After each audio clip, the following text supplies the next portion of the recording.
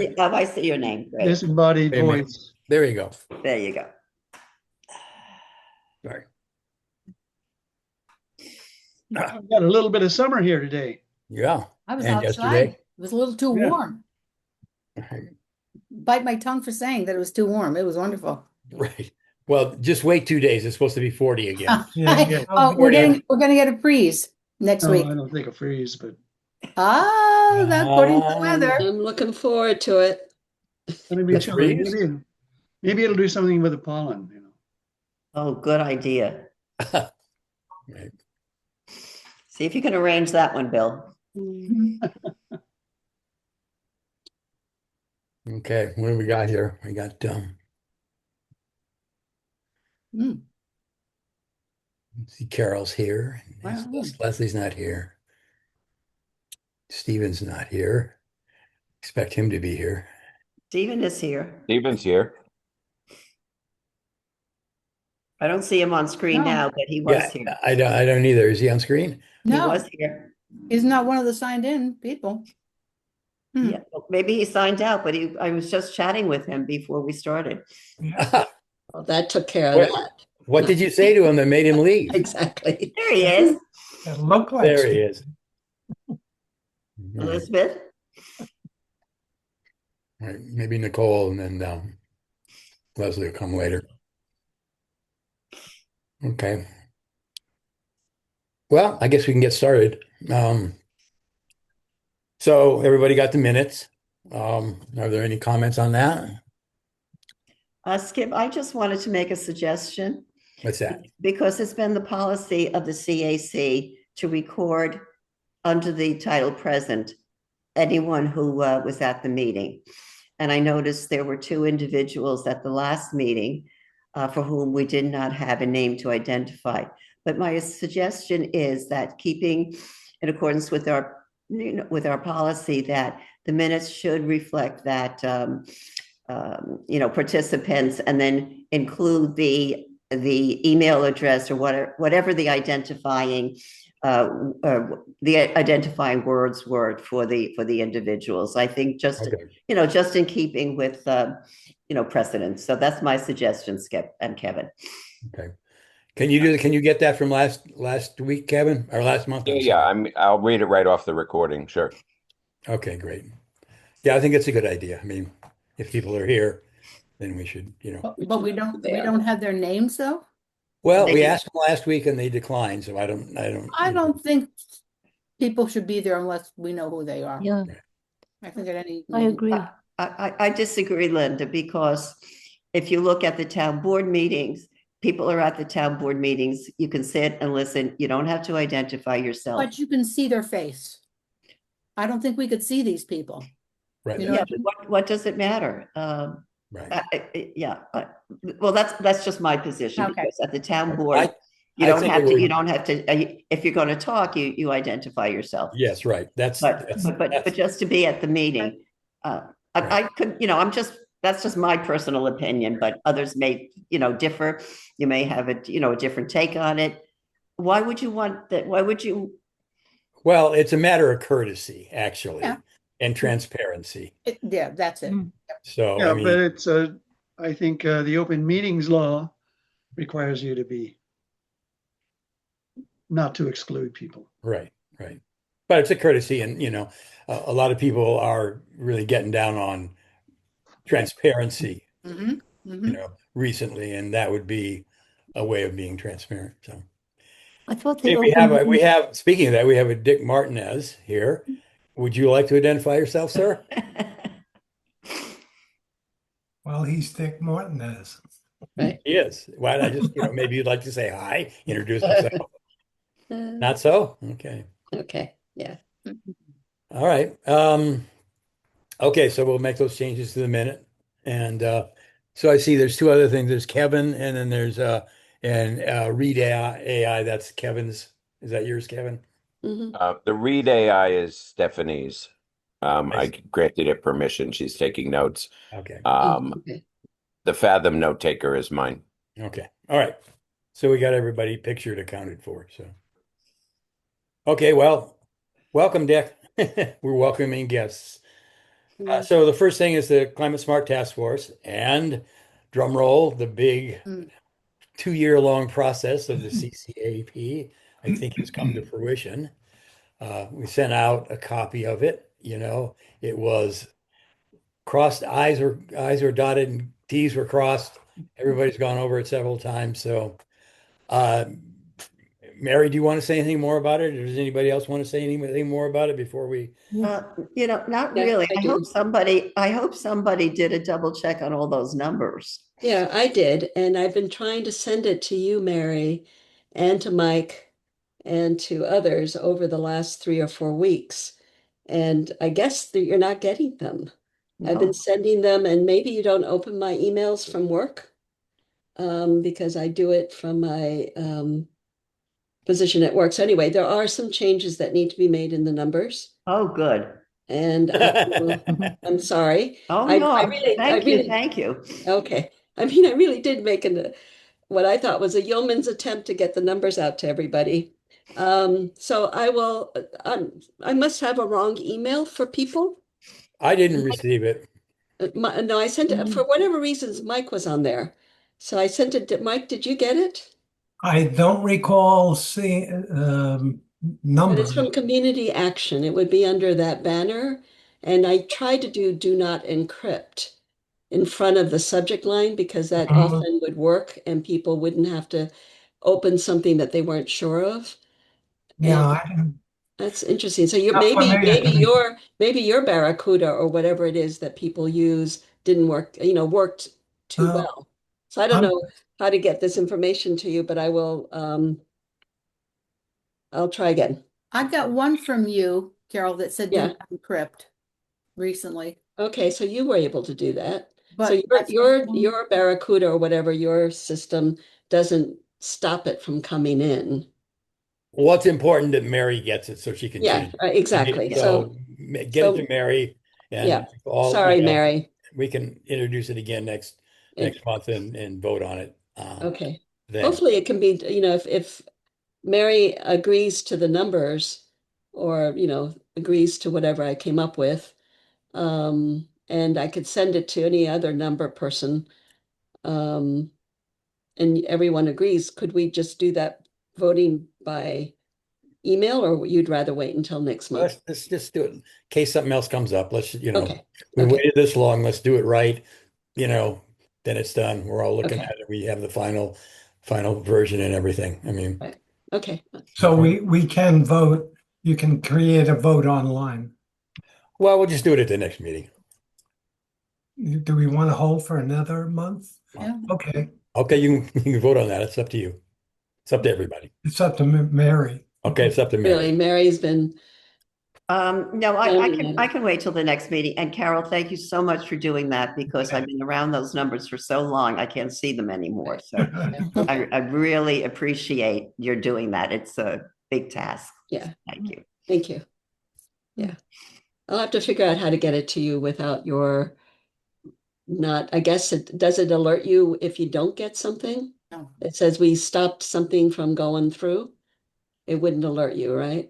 No, I just get an alert if mine doesn't go through. If I send an email and Right. it doesn't Same go through, here, I get an right. alert that mine didn't I- go through. So you should have gotten an alert that yours didn't go through. I didn't. Yeah, Is it a Word document or is it in the text of the email? What in you, the text, first I did it by putting it in red in the text of the draft and sent well, that. that's great. That's good. That's helpful. So I can try that again. Okay. Okay. And we'll have to, I should have called you and to understand, because I said, okay, she hasn't had the time to look at it. And then of course I got busy, so I didn't pay that much attention. And then I tried it again because I hadn't heard from you. So anyway, my apologies for not pushing it harder. Okay. Thank you. Okay. Thanks, everybody. Elizabeth, you have your hand up? Yes, well, this is a very small matter, really, but on reading through the whole, I thought it was an excellent document. At the very end, though, when you list the town board members and then the task force members, there seemed a slight inconsistency that have Councilwoman Leanne Thornton and Councilwoman Stephanie Basler instead of councilperson, because you're, it just seemed, I don't know what the protocol is, but I think it would be better if it was councilperson throughout the list. Oh, council Elizabeth, member. if I may address that, if you notice, it's Councilman Bill Barr, it's Well, Mike. Well, how about councilperson? Yeah, or council So member. if you're going to say, my reasoning was, if you're going to say Councilman Bill Mhm. Barr, you're going to say Councilwoman Leanne. That All was my council reasoning. members, How about just councilperson for everybody? council members. Council member, yeah. You know, they're members because at the top it says, CAC, Climate Smart Task Force. So you know they're members. So Oh, you should how say about person? member seems to me awkward and sort of redundant because the way the list is, it says CAC, Climate Smart Task Force, and then the town board members are there. And I have seen councilwoman used in other circumstances. So, and again, I didn't research it. What is, or even if there is a proper way, I just decided councilwoman, councilman. So that was the rationale. Okay, well, I think councilperson would be better throughout, but it's a minor point, really. It's more a question of courtesy. Or anyway, it's really not a major issue. Mhm. I think we should leave that up to Mary because she did all the work on it. So That's I'm just what I I'm was going to thinking. defer to Mary on this. It's a small point. Sure. Okay. I will defer to Mary. Does everybody agree on that? Yeah. Okay. All right. All right. So another issue on the Climate Smart Task Force is there was a survey sent around, and apparently, I'm going to read some of this. The Ulster County Department of the Environment is circulating a survey for members of municipal climate smart committees and task force. And apparently, quote, a new local government climate action partnership as a subcommittee of the Ulster County Environmental Management Council has been formed. Mhm. And Yep. that's going to be members of people from our committees Mhm. that are going to consist of members of the local climate smart communities task force, as well as conservation advisory councils, that have been charged with the climate smart communities program responsibilities.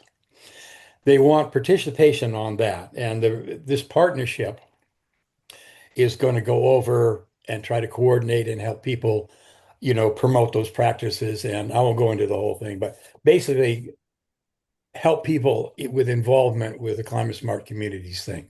So Mary and I looked it over and we thought that, well, in response to this survey, we should get, several people's eyes on it. But the logistics were a little bit difficult because you really had to fill it out before you could look at the whole survey. So I've got the word out to Ann Peters, who is on the environmental committee, and to get her take on how we best should be participatory in that. Correct. So that's what's out there. The survey's out there. Leslie seems like she wants to make a comment on that. Sure, I just put this in the chat, but I also received that survey, and I'm not sure if it was just maybe you and me, or did everybody on the It isn't. I think climate they task? send it to about 150 people. Yeah, did anybody else get it besides Skip and myself? I got it. You did, okay, I would think so, yeah. Right. So it was like I was on did you get it, Carol? No, You didn't. Interesting, okay. I unless, thought maybe because I yeah, was on the EMC maybe, and then Mary Yeah, I was thought- at that could be. did you get it, Linda? No, okay, all right. Yeah, it did come through the DOE, the Department of the Yes, it Environment, did. so that makes some sense that you got it as a Mhm. previous EMC. And I may have gotten it. I'm sorry, I get so many emails. Oh, There are times when Well, especially I don't keep up especially with all since of it. it's a subcommittee of the EMC. Yeah, That's mhm. what they said. So actually, I was going to ask you more information on it. Since it must have been announced was it talked to, we can talk about this later. I just wanted to inject it here because what it involves is we really need to find someone for a coordinator for these programs, because that would be the person who would respond. I mean, we can all respond to this. Probably all of us can respond to this. But it brings up the point again that the county even wants us to push ahead on being involved. And for us, that means getting more than a figurehead in as a coordinator.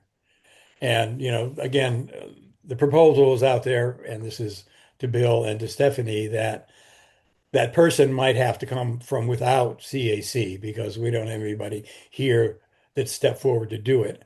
And also the rationale was that if there's a special programs coordinator for the town and they're doing granting, that them being involved in this would be really efficacious. It would really help, and they would have firsthand knowledge of what's going on there. And it's also a very, to do the job right, it's a very big job. Mary did it, and she considered it a full part-time job. So anyway, I'm just encouraging Bill and maybe Stephanie to reach out and to talk to other people on the board about whether this is even a good idea. They're going to have to get a grants, person anyway. I Right. believe Kathleen wants to retire, and she's just kind of mopping up some things that she has to Let's see. clean up. So in any case, I'll look for it. this really kind of brings that home that we need that coordinator, and whatever we can do, even personally. We got together a list of coordinators' duties, a list of things that we've done under CSC, and I'll share that with anybody else. I shared it with Bill and with Stephanie. Mhm. Yeah, I sent it out to a bunch of people too. Right. So anyway, But this Yeah. you need, maybe you should stop saying what a big job it is. well, I don't want to. It's a fun job. It's what? It's a fun job. It's a chance to make a significant contribution. It is. It definitely is. And So who did it come from? And I can do a quick search while you guys are talking. well, I assume it came from, let me see, Ulster County. Environment, Ulster County, New York, US. And the headline is Survey to Ulster County's Climate Smart Communities, April 13th. Okay. Thank you. So anyway, we've got the surveys. It's not a matter of getting No, I it. just wanted to see if I got it. Right. Were we And supposed to do, are you asking the folks that got it to go ahead and fill that Well, survey out? I wanted to get a hold of Ann Peters to say if that's the one strategy. Both Mary and I didn't know exactly what strategy. Should we get together and look at it and have communal answers, or should we just send it around to everybody like they ask and have everybody say something? But one of the things, the first questions is who's going to be your representative? Oh, I didn't So- even look at it. I was bad. Well, the problem is you start to look at it and you've got to fill it out to go to the next page. So you can't really survey the survey. You've got to answer the question. So I wanted to get some clarity from Ann Peters on that because she's on the environmental committee to see what they wanted. But it may be that we can all answer it, as we will, and they'll get that much feedback from it. But it also might be something we want to talk about to do strategic information to them. So I don't know, but that's out there. I hope to get a hold of Ann Peters, and I'll put something out to the rest of you if we want to go ahead. And she says, yeah, everybody who wants to answer the survey, answer the survey. If that's the answer, I'll get that out and send it out to more people because the more suggestions are in, the more eyes are on it. Probably the wider the range of effectiveness it will be. So anyway. I mean, you could put vacant for the answer to who's your coordinator. Well, do you want to do that? I don't know. I mean, it's the truth. Right. It is. It is. Right. I don't know well, Linda's sitting in for it. I don't know if you have to have somebody in that position to actually still be in the program. If you don't have a coordinator, if you are, you're not in the program. We want to remain in the program, but we're on hold right now. So I don't know. Let me talk to Ann Peters. I just want to make everybody aware of it, and I'll send it around. Can I just jump in here for a second, Skip? On the survey, it says one of the questions is, who do you think is the best person from your community to participate in a countywide gathering of climate smart committee members. So they're not really asking, well, I guess in a sense, they're not really, in a sense, that's what they want. That's what they want. They're not really saying who is your coordinator, but you know, that's the way the question is framed. Yeah, and the answer to The that answers are question, yourself, the chairperson of your community's climate smart committee, another member of your community's climate smart committee. Please feel free to suggest names, Mhm. and then other. So they're looking for a gathering. Right. yes, they Yeah. are, exactly. Okay. That's right. That's Mhm. that I did know about, Okay. but not the survey. I haven't seen the survey, but I did know that they were planning to send out the survey. They wanted to see if we had anything that we wanted to have them work on with us, but also they wanted to have a gathering. So So, you know, the answer, strictly the best answer to that question would be our coordinator. But we don't have that. So maybe somebody else wants to volunteer to jump in there. That'd be great. But And Mary, would you do the gathering but not commit to the rest of the burden of labor? I don't, let me think about it, Leslie. Okay. Okay, Mhm. you know, whether, I guess it depends on what it really would involve. right. Right. I can see my being involved would be helpful because, you know, I've been through the, yeah, really, you've been through the mill. Absolutely. I mean, you're the one that comes right to mind, but I'm not sure, how you would feel about doing it. Sure. yeah, well, let me think about it and figure out what Mhm. would be involved. If it's just going to a meeting and having input, Mhm. you know, then that would be one, Mhm. one thing. If it means, an additional commitment, I'm not sure. Right. Who would, Understood. Carol, would you And- know the answer to that question about the participation in the partnership? About who should be, No, about No. what the responsibilities would be. no, Who would be that person? right, and what they would have to do. Yeah, no, I don't know, other than, Who would be that person that would be able to answer that question? oh, probably Andy Bicking. Okay. the All right. DO. Yeah. Carol, could you find out more about I could that fi- for Yeah, us? absolutely. Yeah, I would that like would- to see the that would- survey that would too, be if somebody helpful. could send that to me. Yeah. I can't believe you didn't get it. Yeah, me neither. Me neither.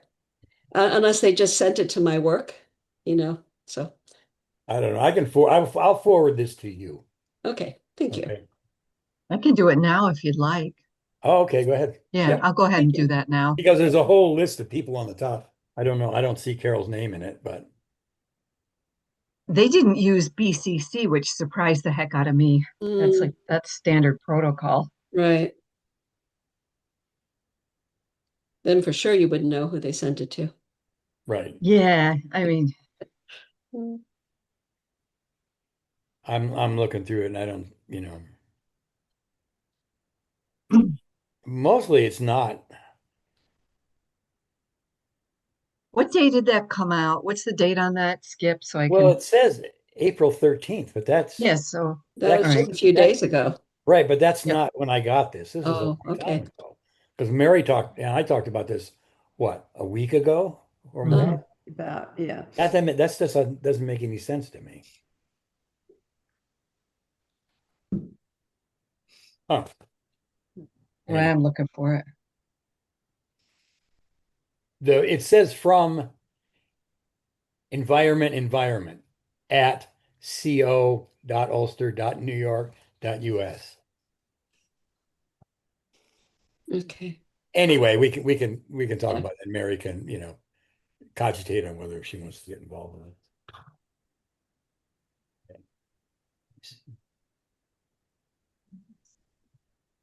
All right, I'm forwarding it to you now, Carol.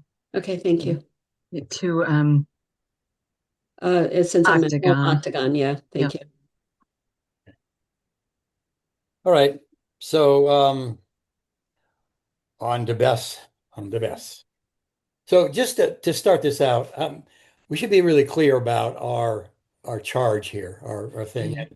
The town board's actually asked us for our take, our assessment of battery energy storage systems, and their relation, it's assumed, their relation to the environment. They didn't ask us anything about the seeker process or key capture energy involvement in that seeker process, Correct. which is correct. I mean, that's what we should, and that's what we have been concentrating on. But just to say that out, because I've had several talks with Dylan and somebody else just to find out about certain things, and that's not our charge. We're not involved in the seeker process. We're not, experts on what should happen at what time. Although what should be considered, I mean, we should maybe put that out there in terms of a general assessment of BESS. But as to specific comments about, I don't know, whether they have a complete application or whether they filed something in time or not, we're commenting on BESS in general and where it might, apply to key capture or not. But what we're doing is on the essentials. So, and on that includes safety. That's Stephen's been working on that. Mhm. It's going to include things about how it can make its relationship to the grid, how it makes it more efficient, how it enables things that we're interested in renewables. That's certainly an environmental issue. So how it can support that. Those are the issues with things. Even maybe noise. That noise has come up as a subject on that. So, but I don't think I don't think it's our charge to get down into um, viewing the seeker process itself, because that's a whole different subject. We're concentrating on the aspects, plus and minus of Mhm. BESS in general. So I just want to say that to begin with. Because now Steven sent around his, some ideas on safety. And so let's have a discussion about that. Do you want to say anything initially, Stephen, about that? Linda has her hand up. Oh, I'm sorry, Linda. Yeah, I know you said something about perhaps not including, who's building it. I think it's Key Concepts Energy. Is that the name of it? No, Capture. key Key capture Capture, Key Capture. energy. And I just did a quick little bit of research, and I think it is important to include that in any evaluation we make because they look pretty good when I researched them, as opposed to some of the other ones that have had bad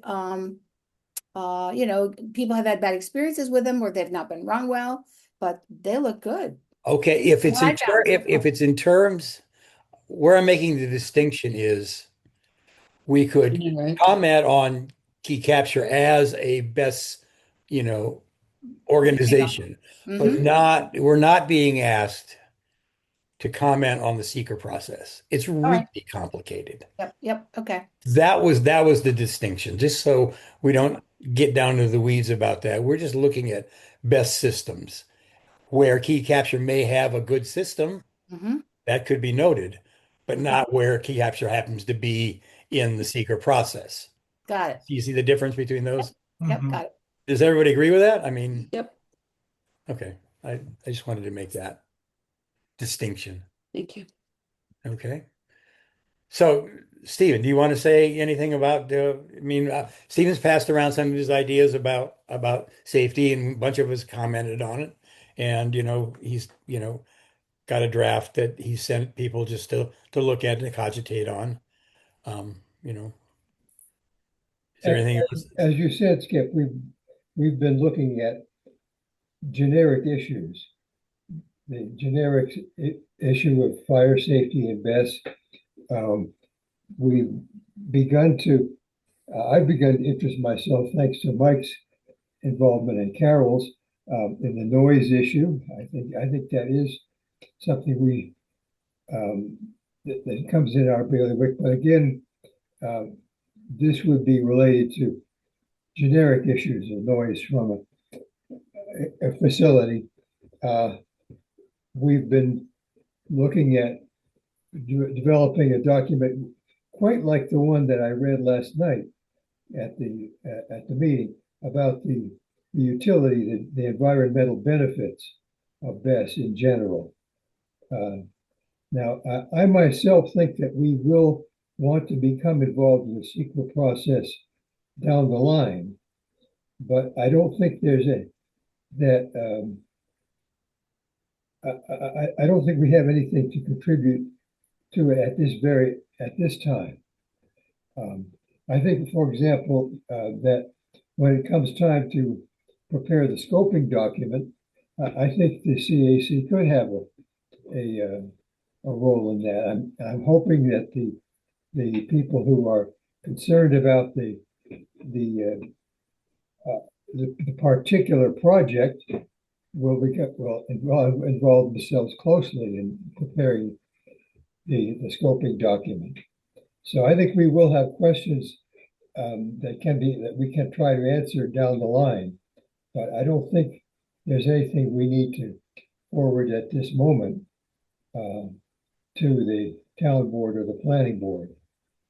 Right, right. I was just trying to make a distinction. There's a distinction between where there's public comment, where we might want to add our views to the public comment, but not on the process itself. That's all. That's the distinction I'm making.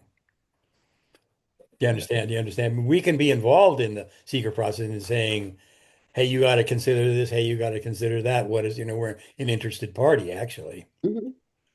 So, yes, we should make our what assessments we've come up with, we should say, okay, you should consider this. Here's what we found out. You can consider this.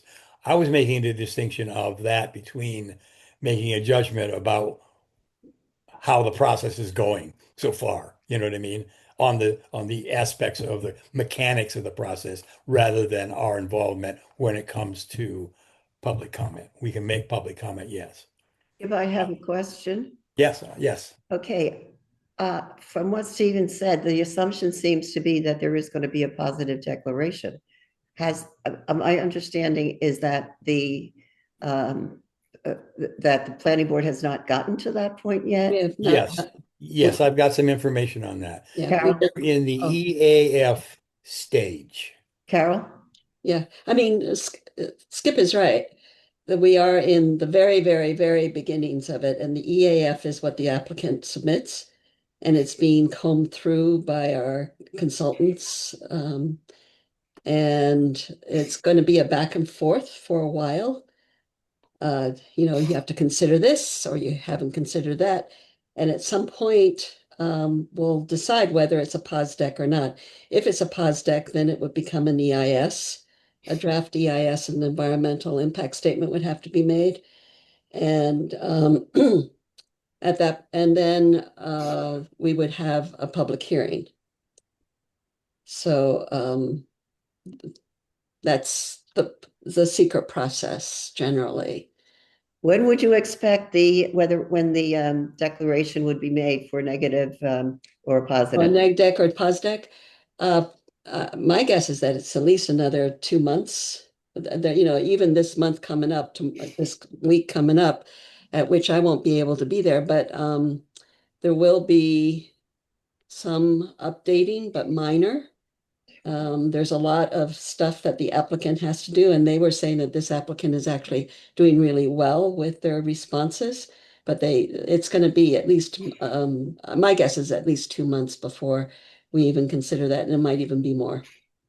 Okay, so that raises the question whether or not the CAC should consider making a recommendation to the town board for a positive declaration. I mean, that's something, I'm not saying we should or you shouldn't, but that's something we could consider. Right. Certainly after we get the EAFs and the response to their EAF and the response to our EAF, there's still a back and forth. It might even be longer than that because there has to be a time period to allow them to answer.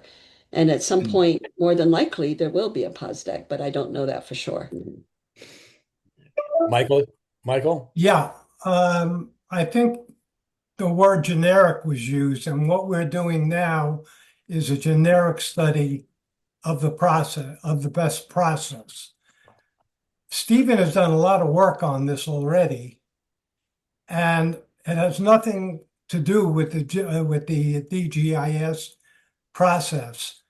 But the town has requested our input even before the DGIS. So what is our stance at forwarding, or Stephen's view on forwarding his information as he's collected it already? Yes, they've asked it. That's why I wanted to be clear on what we'd been asked for. We'd been asked for our analysis or assessment of BES in general, and not a recommendation or Right. not for something in the procedure. Right. I think that's at this point, we don't know. Like Carol said, it's down the road a long ways. So what we can do at this point is forward what information we found out about BES in general and its qualities, its safety, its advocacy, and stuff like that. And that's what we could send to the town board. And that's So my question is, are we ready?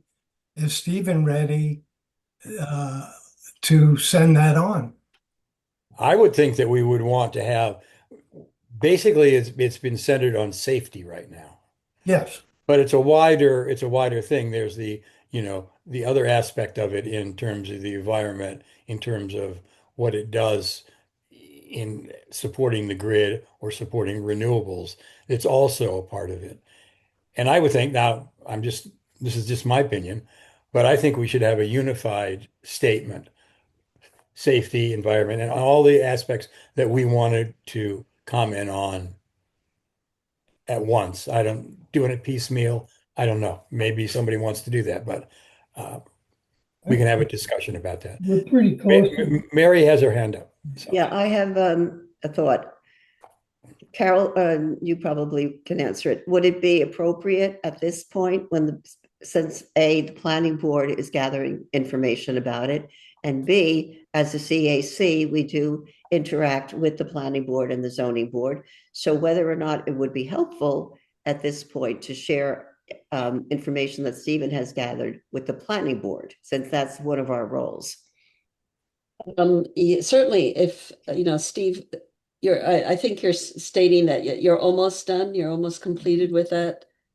Now, remember, this is the safety aspect. This is Yeah, right. This is just fire safety, I gather. I haven't. Well, fire and whatever. Yeah. Other. So it doesn't. If we wanted to do it piecemeal, I think that would be fine. Yeah. To deal with the planning board that way. But also it's also useful to have it all be at one time. But on the other hand, we don't want it to be all at one time along with everything else that's happening at the same time. So why don't we let the planning, why don't you ask the planning board how they'd like it?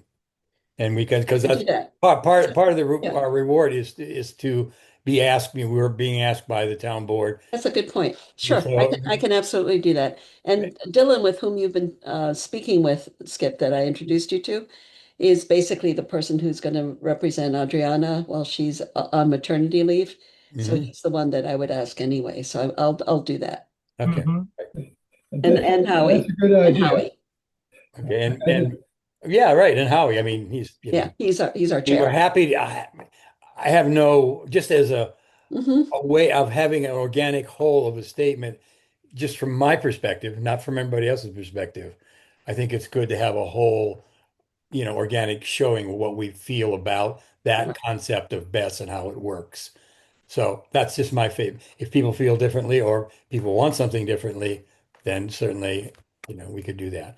Bill has his hand. Very close to we have the safety document we've been working on. That's really ready to go. The environmental benefits one, on which I presented my personal opinion as an abridged version of something we've all been working on that I wrote. Those are both would be ready to go to the planning board as far as I'm concerned, but then they need our whole group to read them over one last time and to get an invitation from the planning board that they want to see this, and that will help them. And then the noise issue is not quite in the same league, because that's one that can be going to be much more specific to the location of the KCE the 34 unit. The noise issue is not quite as generic as the safety issue because it's related to the exact location. I've been told that they're going to do a study, not and present it to the planning board, not this month, but next month. So, I mean, they're actually going to do a study. That's what I heard. That I would don't be know. You have great. somebody up to confirm it. Bill, would you like to say something? Yeah, I just want to say that I asked board members if they wanted a report from the CAC. They said, sure. But that said, that just comes from us wanting to be well-informed and, not saying something publicly that contradicts what you guys have found. We have respect for your information. But other than that, we don't have any procedural need for a report from you as the planning board may. I just want to make that clear. Okay. So it'd be up to us how we wanted to present it to you. Yeah. Okay. But that said, we do like to be well informed. Well, yes, but yes. This is really going to be a long process. Like I say, the EAF isn't going to be done Right. for Yeah. 2 months. That's just the EAF. That's not, Right. That's you know, they're working on part 2. There's right. 2 parts to Part the E 3. EAF. Right. And then after that, there's a public, I've been told that after that's, Public then hearing. there's a public hearing, and Right. then you go into the scoping document. Correct. So Correct. we got a lot ahead of us here. Does anybody else have comment either specifically on what Stephen sent around, or how want to add about how we should go forward? I think the environmental issues, to suss those out, as we've sussed out the safety issues, would be the next step. So Yeah, just great work, Steve. Thank you. Even go ahead. Stephen, sorry. Well, thanks everybody. I think let's see what we hear from the planning board. Have one more round of working on the fire safety document and the environmental benefit document. And those two could be ready to go, I think, pretty soon. Mm-hmm. After we've all gone over them one more time. And we could, so the main recipient would be the planning board, but also the town board. That idea fits very well for me. I personally have to say here, I sure hope this will get a pause deck. I believe this is made for the secret process, right, even though it's longer. And I think the persons who are worried about this proposal deserve to have it go through that process.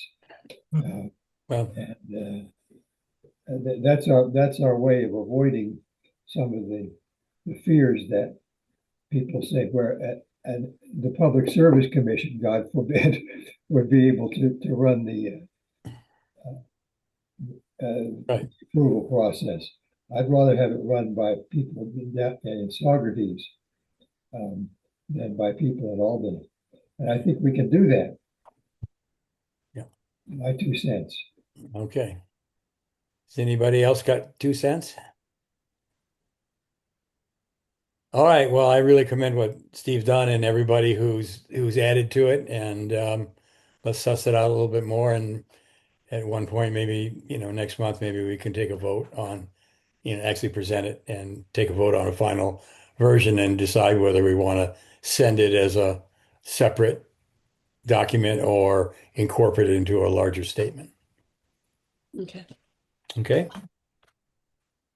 All right. Carol, do you have any more to say about planning board?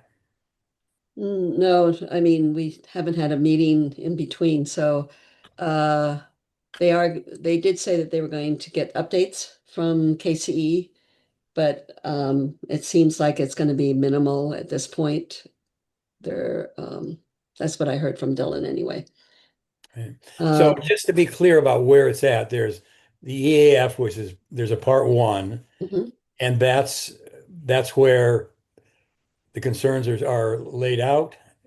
No, the applicant fills out a form, the energy assessment form. Then the consultants, and with our input as well, respond to it with an EAF2, part two. And that at that point, the applicant can respond with their reasoning about one thing or another, depending on what was in the EAF part two. And it could go back and forth. So there's a part three, but it could become, it just goes back and forth for a little while until everything seems to be worked out. And if it's worked out and we don't think there's an assessment of a pos deck, we could do a neg deck and have a public hearing. My guess is, like Steve said, it's more than likely going to be a pos deck, but I don't know that at this point. And if it's a pos deck, then it's going to have to require a draft environmental impact statement to describe exactly why it has to be a pos deck and what the issues are and how do we ameliorate them? Or is this just dead in the water because you can't ameliorate them? Obviously, we believe that you can, that there are ways to make it better. And that's what this whole process is for at this point anyway. Does that And help? yes, that does. And I understood also that even if a neg deck is put forward, there's got to be a public hearing on that. Absolutely. People would have a right to say, whoa, you didn't consider X, Y, Right. and Z, and then change your mind on that. So even Right. in Even the then. case, even in the case where we're hoping for a POS Right. if there's a NESDEC, there's even a chance for people to speak Right. about it. So there's a Certainly. lot, there's a lot of places that input can be done. Correct. Okay, With a neg deck, you almost immediately go into a public hearing. If there's nothing that appears in the public hearing that says, oh my God, we have to make a pos deck, we didn't know about that, then it goes back and the public hearing is nullified because we have days after a public hearing in which we have to respond to certain things. So that then we have another public hearing once the pos deck is addressed. So it's a real long process for something as big as this. So right. And there's plenty of places kind for. of opportunity, correct. Okay. Okay, so that's encouraging. All right, so planning board, anything with EMC? There is one in that we're going to be having an EMC roundtable in August, which is something I gather they do every year, right, Les? And I'm Yes, it on. was, they skipped last year, but yes. Oh, okay. So they really seem to like it. Whoever, Penny Coleman is on the committee with me on this. So what we're going to do is send around a response from our CAC as to what it is that we'd like to focus on. We're not going to have what they found was that everybody had a 5-minute opportunity to talk about what their community is doing, but 5 times 16 is, 1.5 hours, and we already have just 2 hours to go. So what we'd like to do is sort of focus on something specific that we're really proud of, or something specific, like if we wanted to deal with the fact that we're dealing with BESS or solar or our fire safety protocols for BESS or something like that. I think that would be fully appropriate. And so I'll be sending around information on that so that people can weigh in as to what we would want to do for August. Great. And there will be refreshments, I'm told. So that's Oh, Oh, it's okay. good well, food. Yeah, they get a good in that caterer. case, Good food. right. That's what I heard. great.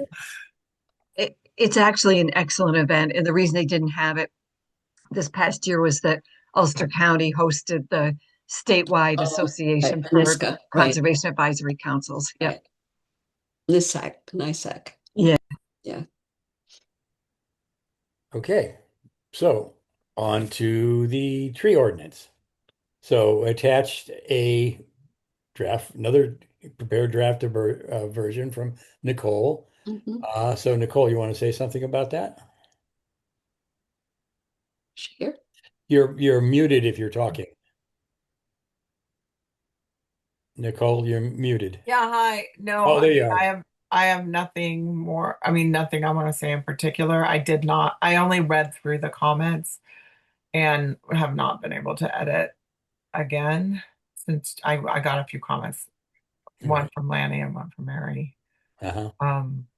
since you sent it out a couple days ago. So, now if people can say what they want to say, does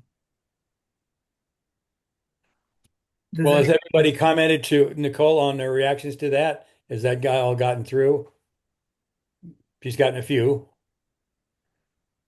yeah, we changed the one Mary has her hand up. Let Yes. Nicole finish, please. Oh, I was just going to say we changed the paragraph that people thought it wasn't clear to make it more clear. I thought, and actually Leslie helped me do it. Thank you. And so I know that's, and whether you understood it more, just if you didn't, let me know. We'll keep working on it. Okay. It's the paragraph that's highlighted in the attachment that we sent. Okay. Mary? You want to say? Yeah, I had suggested at the last meeting, based on the conversation that we had regarding the public's reaction to this and how to present it so it's more palatable to the residents. And one of the suggestions that I had made at the last meeting that I sent to Nicole as one of my comments is to it's section 4, permitting process and procedure, right up there. My suggestion was, my suggestion was to make it clear right there that there's no application, there's no permit, there's no fee if the tree is less than 18 inches in diameter, et cetera, et cetera. And I thought that would be really important to get that up there. So when people see this, they read it and they say, oh, well, my tree is like 12 inches in diameter. This doesn't apply to me. That was the idea. So what I came up with was that, okay, so to insert there an application or a permit. Maybe I should have just sent this to everybody. I don't have to read it now, do I? No, you could do that. Okay. An application, I sent it to Nicole, but Well, why don't you just say it and then send it to everybody? Then we'll have an okay. idea of perspective. You got the point that I'm making. So the wording would be an application or permit shall not be required for the removal, cutting, or otherwise destroying a trees that is less than 18 inches at diameter, 4.5 feet above the ground, except if a tree is a heritage or a specimen tree. Okay.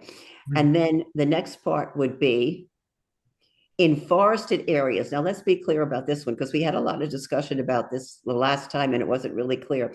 So if this is clear, in a forested area, no application or permit shall be required for the clear cutting of trees in 1/4 acre or less, except if the tree is a heritage or a specimen tree. Isn't that what we were saying the last time, Nicole? If it's in a forested area and it's less than 1/4 acre, you can clear cut. Yeah. But I thought yeah. Okay. And I know we say later on where we say, no applicant, no applicant shall, it's very, very negative, the opening of that. So I thought to soften it and to make it clear, 18 inches in diameter or less, you guys are good. Go do your cutting, So I will send this around to everyone. Maybe the wording has to be tweaked, but that's the point that I think should be made. Okay, Linda has her hand up. Yeah. Linda? Hi. Yeah, I think, as I think we noted, I think this is going to have a hard time getting by a lot of people and be accepted with a lot of people. And actually, I think I'm one of them because of the 1/4 acre thing.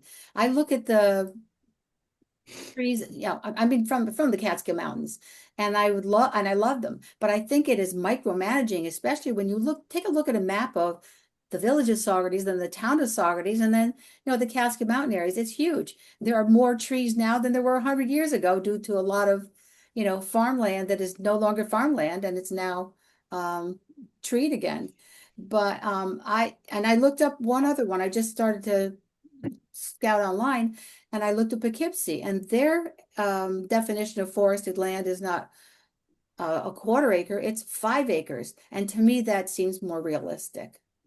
So what you're saying then is forested land that's 5 acres or more, you can clear cut those 5 acres, but not more than 5 acres. Is that what you're saying?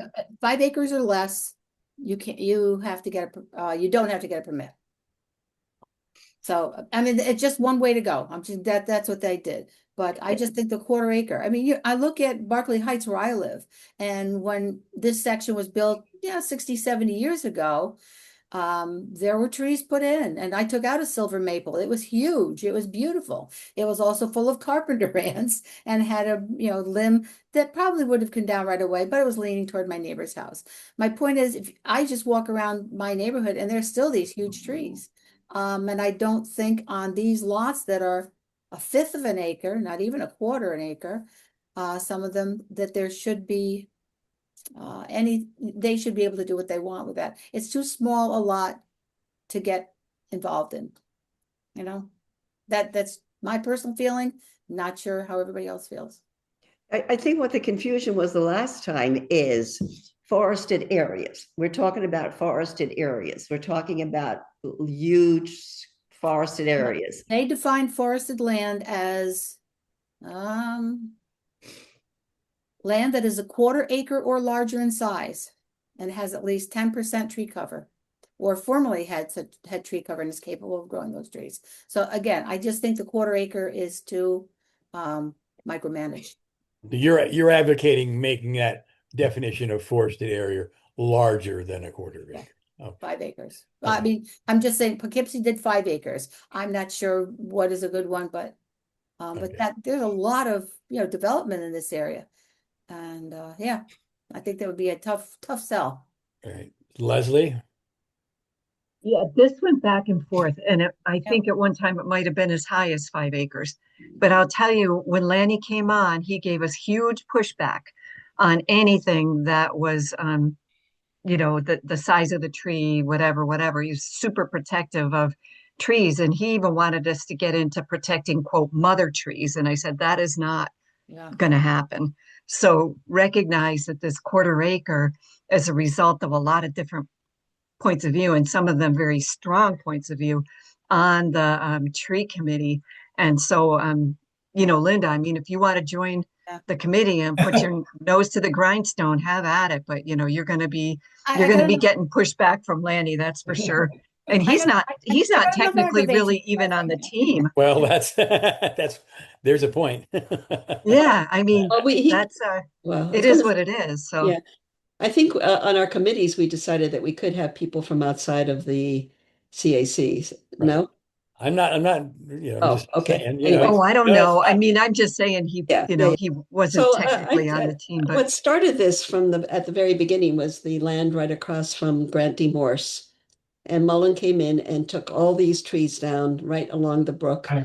And it was decimated. It felt terrible. And on top of that, they're letting that brick building fall apart too. How big an area was that? I would imagine it was 3 acres. 3 acres, I think, too. Okay, well, that's just to give us, we're talking about those acreage. Yeah. If we have an example that really brings it home about what we're talking about. Right. So knowing that, here's what it looks like to clear 3 acres. Should we allow that? 3 acres is reasonable, I think. Yeah. And so I didn't think it was reasonable because I was insulted by the fact that Mullen went in without any permission, a permit, anything required. He just did it with no intent. It's been lying fallow there for I don't know how long now. I'm sure he'll do something with it at some point, and he'll wait until it's appropriate for him or propitious for him to do so. But I was thinking in terms of Berkeley Heights, just as a general thought, is, they took down tons of trees, and it took 50, 60 years to get back to where you're appreciating it now. And we're trying to minimize that kind of impact at this point because we have so much development going on. And if a developer comes in and they need to take trees down, they have that right, but they have to apply. They have to get permission to do so. And that's what would be required anyway. So personally, I'm happy with the quarter acre, but I'm not on the committee either. So there. Mary, thought you you still were, have your Carol. hand up. Carol, I thought you were on the committee. You were I was, but originally. then I dropped out because I can sustain it. Oh, okay. Sorry. Got it. And maybe I didn't make that You got clear. Lanny instead. All right, I pushed him in. Mary, are He's you a done? Because your bulldog. hand's still up. I'm done. I'm done. Mike? I think the main thing is we want this ordinance to pass. So I appreciate Mary's input in trying to Clarify. put a face on it that the public will respond to. But I'm interested in just getting more information, since the main focus was clear cutting of forested areas. How does this ordinance interlock with zoning in terms of the planning board? For instance, if somebody has 50 acres, Carol, Mhm. and it's heavily wooded, and they want to put in 10 houses, and they come to you, how a tree's protected? That is, can we marry it? Yeah. Interweave. The ordinance and Right. zoning law and encapsulate it Yeah. in the ordinance. Well, up till now, we've been using our own, I guess, sense of what is a heritage tree, what is a tree that I'm trying to think of the right word. It's not heritage. It's old woods. And what we're finding is that in forested areas, a lot of them don't have that kind of tree anymore. No. Because it used to be totally clear cut, used to be farmland, like Linda said. And so we don't protect those trees in particular with the planning board. But we could if there was an arborist who said, okay, see if you can work around these particular sets of trees in a development. I think, isn't that the intent? Did I get that right? Yeah. Well, Yeah, what you're saying is that this is secondary growth and correct. they're pretty That's the word. established trees. And why aren't we in the zoning law protecting those based on the climate situation that we're facing? So I think just simply protecting heritage trees doesn't go enough. And if we could amplify the zoning law in terms of developments and hook it into our ordinance, we'd really be doing what we wanted to do. Right. I think this was the intent of What the is tree ordinance. what is there from what you just described, though, you're just making a subjective judgment. There's no Right now, law. yes, that's right. Yeah, We don't right. have an ordinance. Right. Right. That's That's what I the mean. point, which is why we needed a tree ordinance, so we had something to guide us besides our own gut feelings. And and I don't know if people have thought about what 18 inches in diameter means. It's That's big. basically That's a big tree. if you can hug the tree, then that's then it might be smaller than an 18-inch diameter. It's huge. 18 It inches is. It's is so huge. big that it's going to be rare that somebody is going Right, to exactly. It's uh, actually, it's rare. We don't I see agree. many. I mean, the one they took down, the silver maple they took down that people were upset about, that was over 18 inches. My question is, does the ordinance that we are putting out protect the clear cutting of trees on a developmental piece of property that are not heritage trees?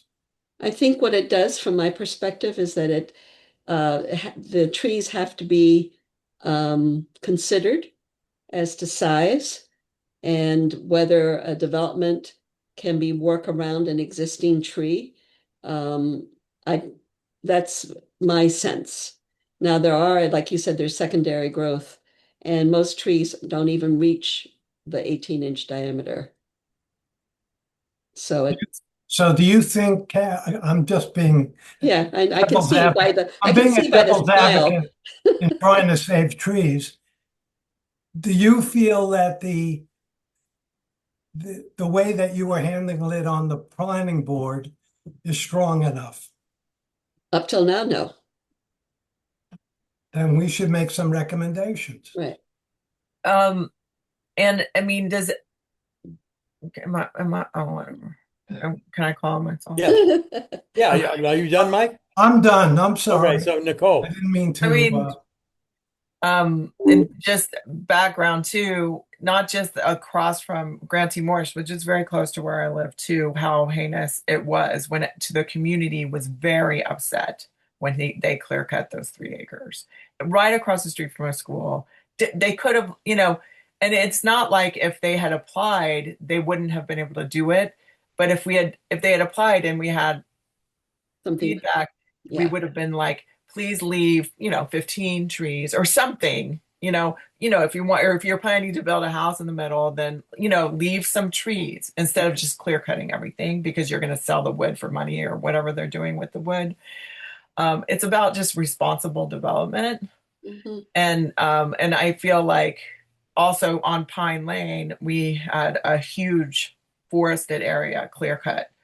They did leave a few like sticky trees like here and there, but it was not barely anything. They pretty much decimated a whole area. That it was upsetting. I mean, at least to me, and I think a lot of the neighbors who enjoy the beauty of our neighborhood were like, "What? You can just go do that?"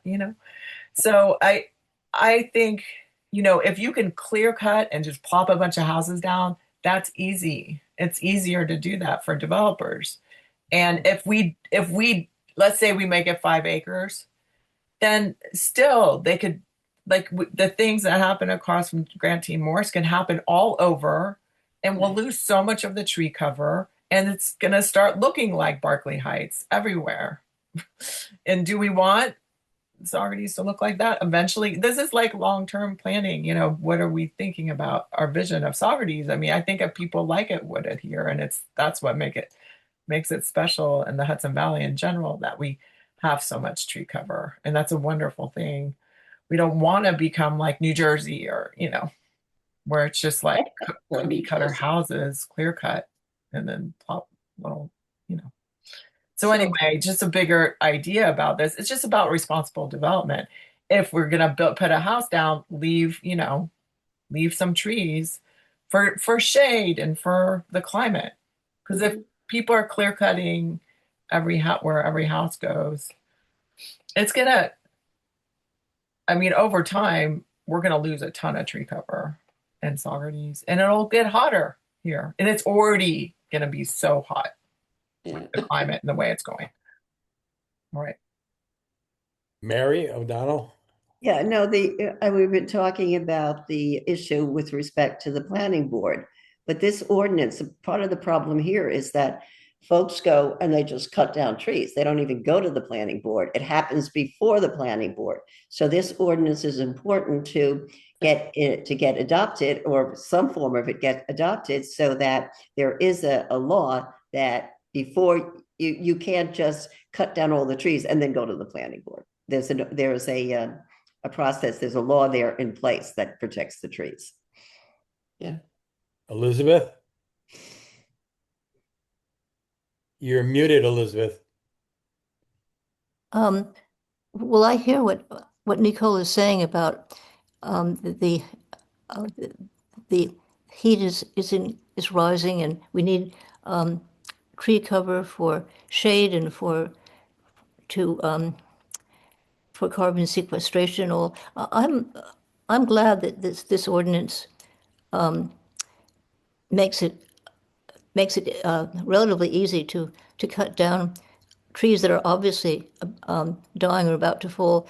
We after the huge storm last night, we had a limb of a wonderful old tree fall down, and it's I'm glad that we didn't have to go to a to have an application and all. The other thing I was wondering about was, what is the relationship between our proposed ordinance and the village? The village has some kind of an ordinance in place, doesn't it? It just refers to trees on public property. That's the difference. This ordinance applies to property owners, and Okay. the ordinance in the village is just trees Oh. on public property. So that's the big distinction. Okay, which will probably make it harder to pass because people are so protective of their land rights, so to speak. But there's very little trees on town property. Mhm. So, Okay. Leslie?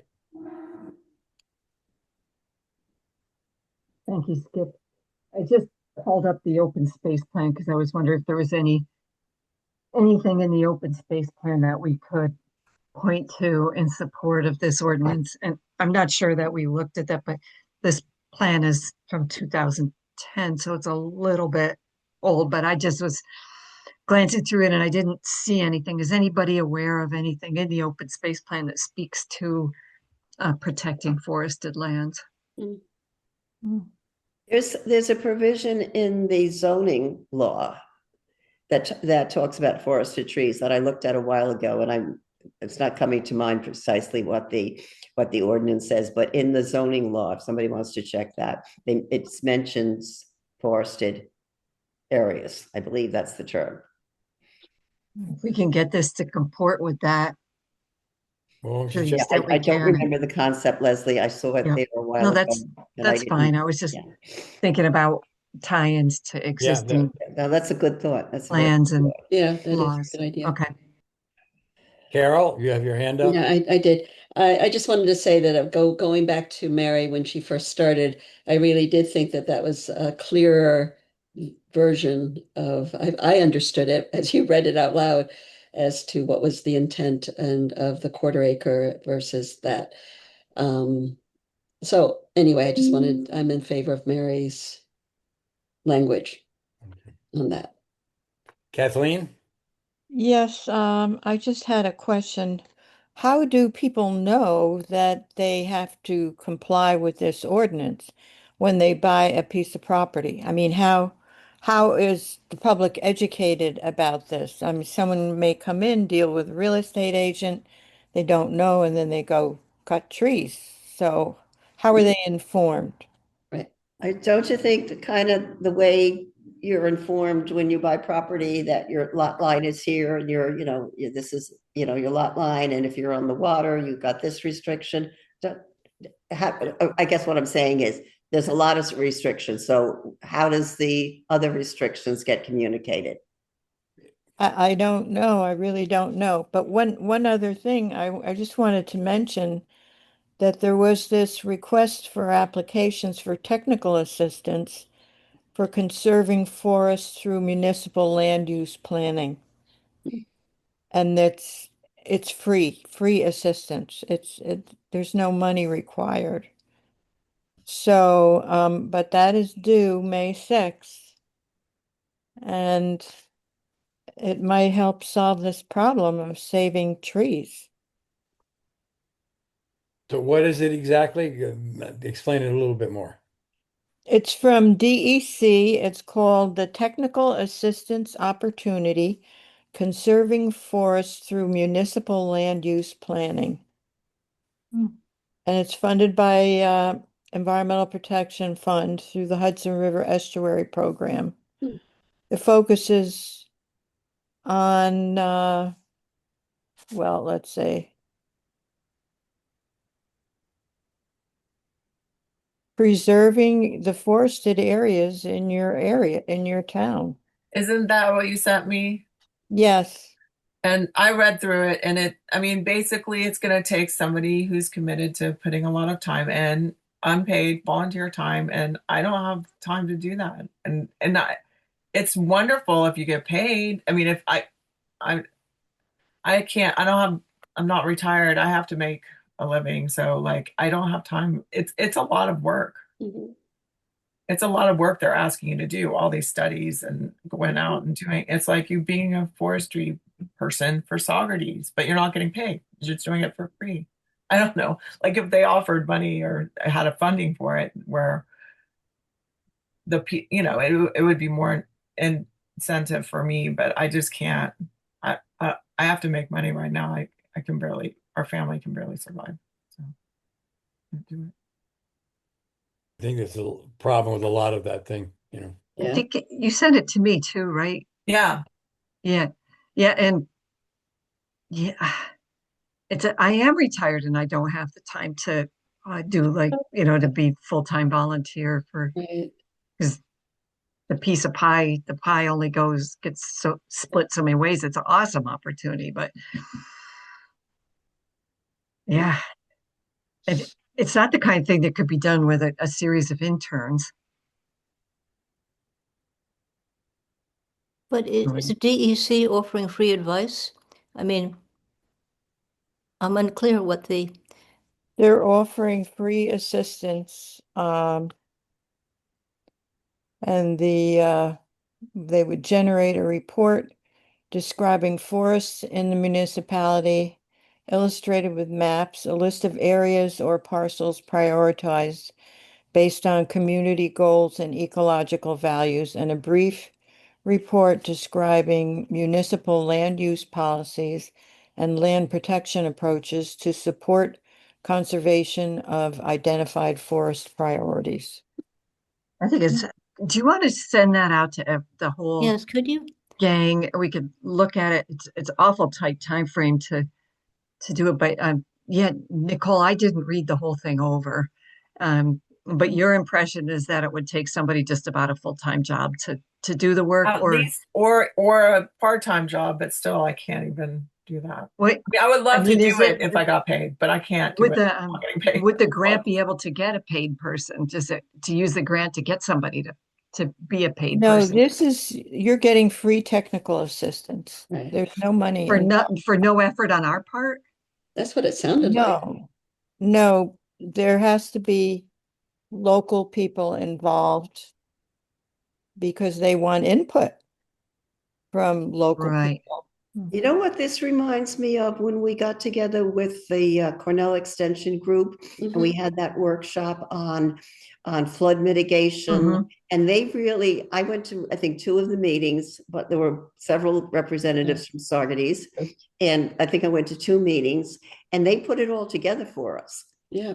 And we still have that. So I am assuming or thinking maybe this would be the same, process and the limited time commitment from whoever undertakes it. So I will just say they ask you to provide the names and board or community affiliations of 2 people who can commit to serve on the project team. At least Yeah, one it's a representative lot of must, time. I mean, when I read it, it looked like a lot of time to me because you're at going least, out and doing studies of the forest and like taking samples and I don't know. It sounded like Aren't they more the ones who were scientific. doing Yeah, it I thought based that on they the would. input? They were let's- giving let's- free advice. Maybe we all can put our eyes on it. Yeah, I think we need And to do look at, maybe if it is that sounds like a part-time job. Fabulous. But if they're offering assistance, that is people that would do that, Mhm. then that would be probably unbelievable, probably so fantasizing. they would But want, it's worth another look, especially Leslie. I think she could put an eye on that, having been involved in a lot of DEC stuff. yeah, you and really have to parse read it through. out what's really there.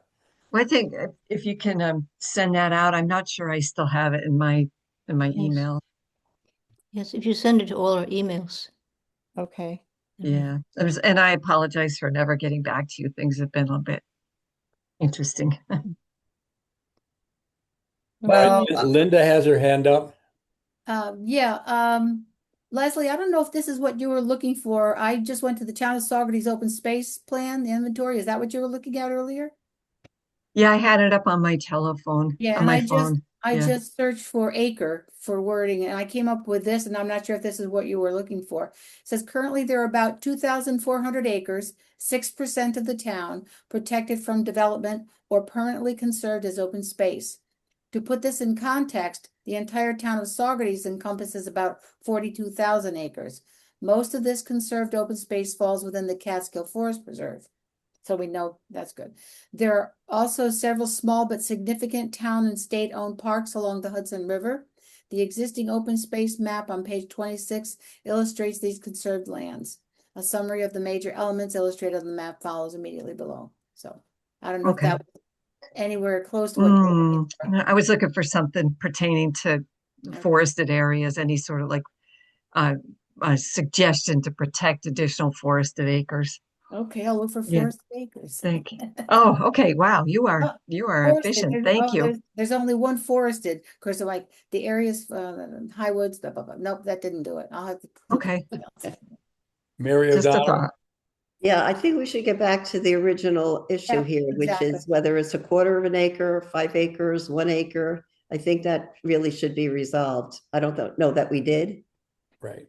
or did we? And I missed it. No.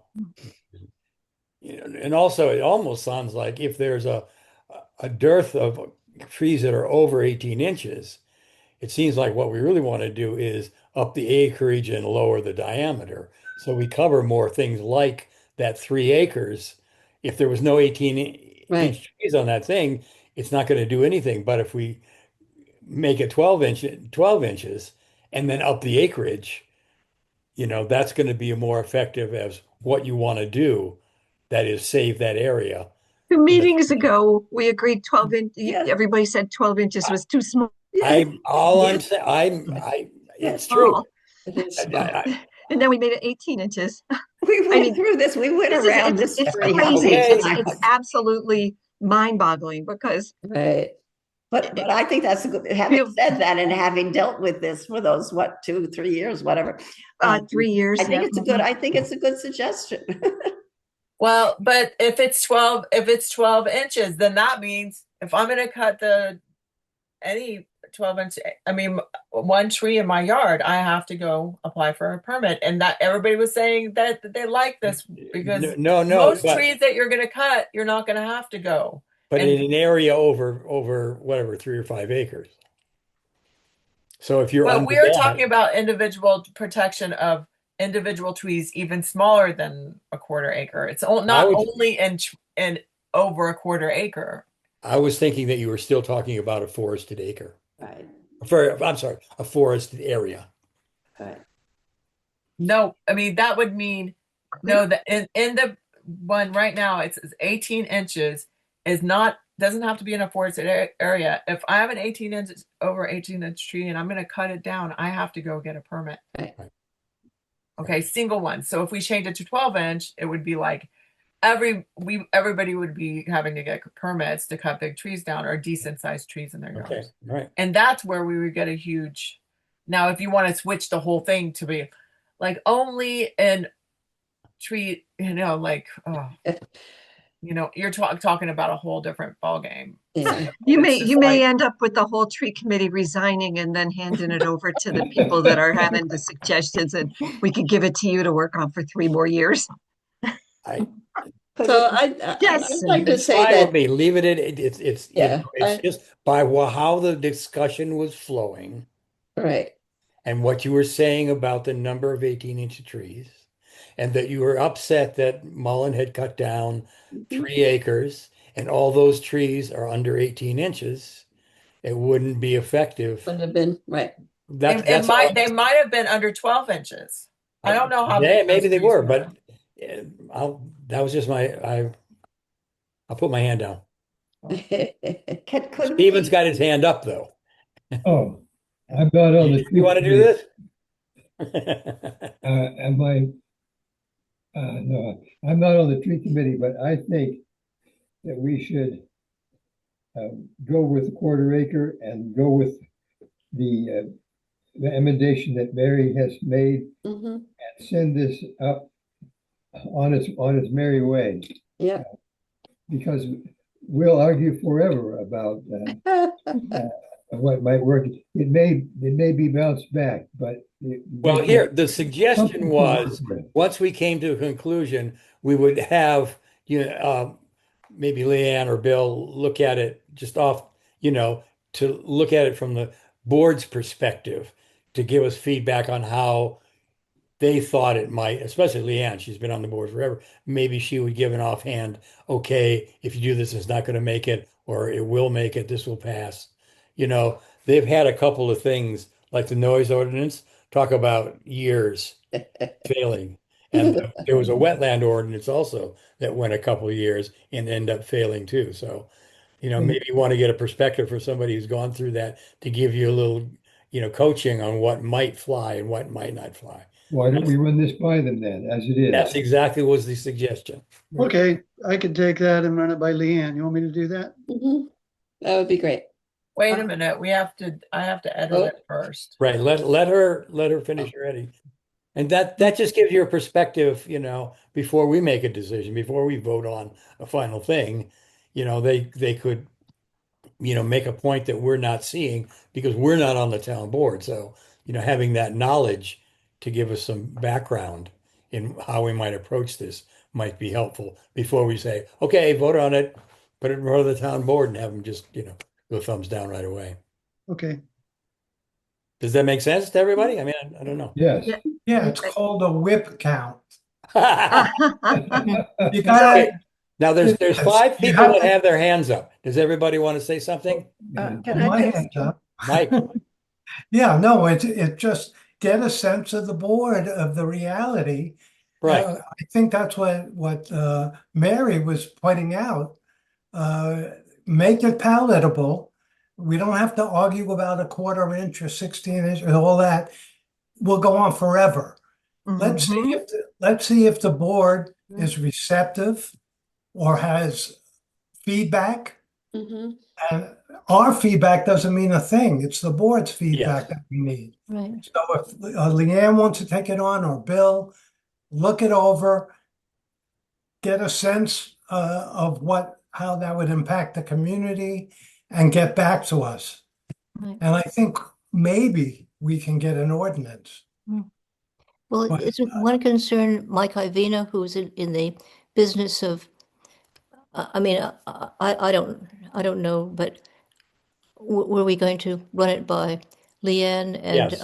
Yes, we're going to run it by Leanne and Bill. but all members or just? No, just a couple. Just this is not a formal thing. No, I know, This is but just to get but I a, think that Mike Ivino might be more conservative is all I'm saying.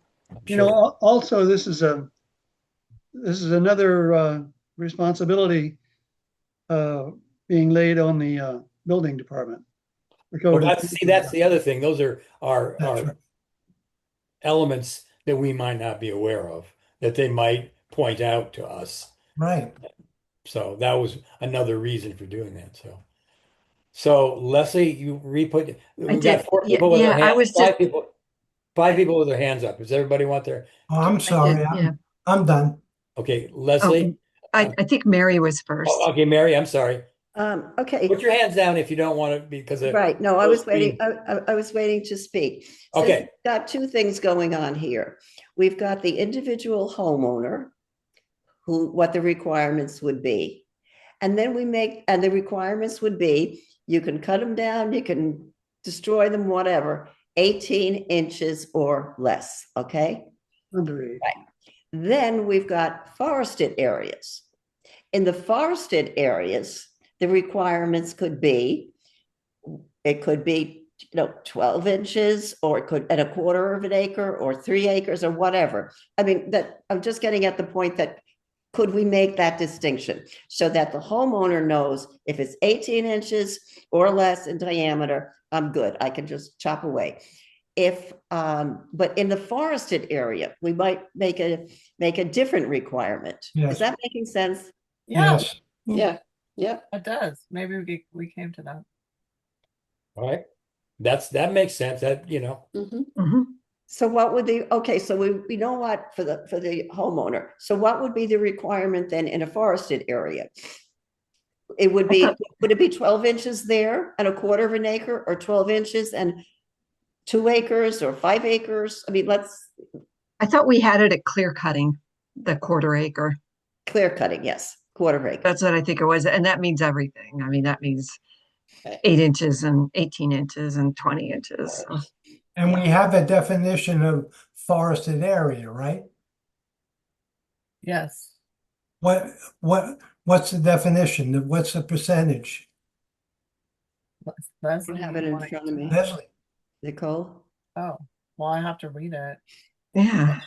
All right, you know what? This is going on and on. Maybe what we should do now, Nicole, is look at the forested area, look at the definition, look at what might be appropriate for the forested area versus the private homeowners. Yeah, Yeah, the forested land is defined as land that is 1/4 an acre or larger in size. And And has forest. at least 10% tree cover. 10%. So, okay. Or formerly had such tree cover and is capable of growing those trees. See, that's, That might be problematic. Yeah, because you have to look at historical. Right. I think you should X that. That might have to get taken up. The Oh, historical. Yeah. Nicole, you were saying you wanted to make edits before it went to see a couple Yes. people on the board. Quite, a few minutes ago, I was just going to say, can you just summarize what those edits are going to be? But now we've had a lot more conversation, so I think those edits maybe more than what you just were intending. But I was just saying, give us a summary of what you see as Well, if we're going to do what Mary suggested, which is separate for homeowners and Mhm. that's going to be a bigger edit. That's going to be a very, That really seems to me that that makes a big difference. Yes. Because the individual doesn't feel threatened, but it takes care of, someone who's going to do a bigger deal. That right. really seems, I don't know, from my perspective, if I read that, I'd say, oh, well, I'm an individual homeowner, so you're cutting out. I mean, how many people or developers are going to want to, cut, clear cut a bit larger area? You're going to get a lot less resistance if you make that distinction. Right. Okay. It's a good idea. Thank you, I mean- Nicole. If anybody wants to help me write it up, I mean, I could try to write something and send it to people or whatever. I'll work with you. Okay. Good. Thanks. Great. Linda, you have your hand up. Is that intentional? And Kathleen, you have your hand up too. Oh, I'm sorry. No, I forgot to take it down. No, I'm going to backpedal a little bit. I like the idea of just handing it off as it is to Bill and Leanne, saying, hey, this is where it is right now. What do you say? And then we go from there, because otherwise we're just going to go back and forth, back and forth, back and forth, and try to fine tune it, Mhm. I do not agree with that. I think the changes we suggested today are big, and I think it's going to make it a big difference. Sure, we're going to have to make more changes, but this is I think this is a major change in the view and its implications to the individual. Right. I think we should make the changes and then hand it off to Leanne. I mean, we know you can make those changes and we don't have to come back to the committee to do this. I'm not Yeah. even clear what those changes are at this point, though. So Well, Nicole is. see 'em. So. I Well, think Nicole and what Leslie Mary are. just said about splitting between homeowners and forested landowners got it. Yep. and showing the difference. And in responsibility. inserting up in the beginning that no application or permit shall be Right. required, et cetera, for the Right. yeah. Are you comfortable with that, Leslie? Okay, good. Okay, great, good. I know this is a tough process, but I think it's worth sussing out this stuff, because all the work you've done, it'd be shame just to say, oh, well, to hell with it, let's get some feedback and let's, go on from there. I think it'll be very valuable. Great. Okay, onward. Okay. What do we got now? Mr. Liaison, Bill Liaison, you got anything to say about the town board? yeah, I'll go through things. My connection is unstable. Yeah, me too. Just apologizing in advance if something happens. Okay, so the big best meeting last night, you're all aware of that. No news on Winston Farm yet. Still waiting for the developers to come back with their final EIS. As Fred announced last night, we concluded labor negotiations with the Communications Workers of America, which is the union that our town members belong to. So they have a new contract. Just did some final tweaking, as I understand it, on I think cost of living increases were given, and then they did some tweaking on leave accrual. This thing about Finger Ground Cemetery, you all know about that? No. Yeah. The Historical Society, there's an outside organization that goes around to protect historical graveyards. And there's one that's near Sour Farm Yeah. in Marion. Yeah. And it's called Finger Ground Cemetery. And it, especially this year, is kind of important. There are 12 Revolutionary War grave sites there. And I think maybe a couple of Civil War grave sites as well. So they want the town to take responsibility for that. So we're trying to figure out how to do that. And speaking of cemeteries, we're being advised that the Mount View Cemetery, which is in the village, Mm-hmm. right near me, is out of money, and they're wanting to turn that over to the town. I don't know what we're going to do It's on in that. it's in the village, and they want to turn it over to the town. Yeah, it would fall. Yeah, the town would have to take responsibility. Where is it, Bill? Which one is it, Mountain View? It's on Main Street, extended Main Street west. Is it the It's one that you between go Main- down the hill? Is it the one on Main Street instead of going to Catskill, you go the other way? Yeah, Oh, I know it, yeah. between Livingston Street and Main Street. Just cut that out. We're having a Celebrate Libraries event tomorrow at the library from 6 to 10. Mm-hmm.